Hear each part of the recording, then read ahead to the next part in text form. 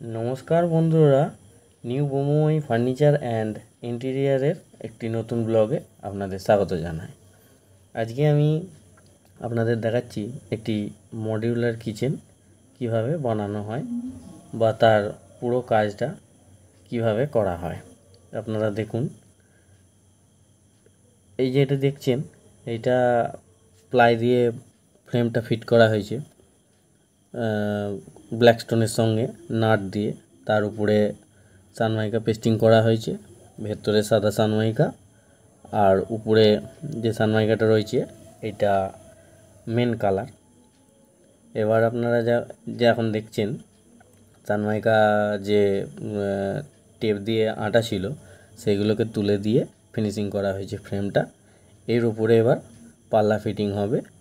এই কর্নারে দুটো ডয়ার আছে, দেখুন পুরোটা ভালো করে দেখাচ্ছি।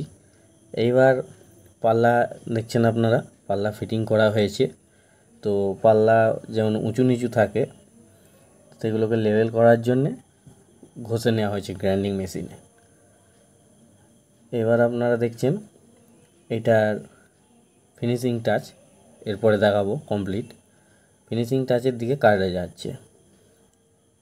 গ্যাপে মাথার ওখানে আমরা একটা সাদা সানমাইকা দিয়ে ওখানটা বাই কালার একটা করেছি যাতে বিটটা দেখতে সুন্দর লাগে। তো দেখুন নেট ইউজ করা হয়েছে। এবার দেখুন ফাইনাল একদম ফিনিশিং টাচ আপ আপনাদের দেখাচ্ছি পাল্লাগুলো খুলে খুলে।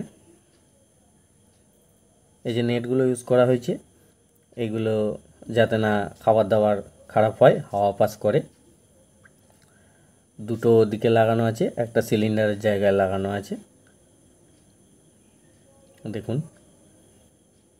এগুলো হাইড্রোলিক কবজা সব লাগানো আছে।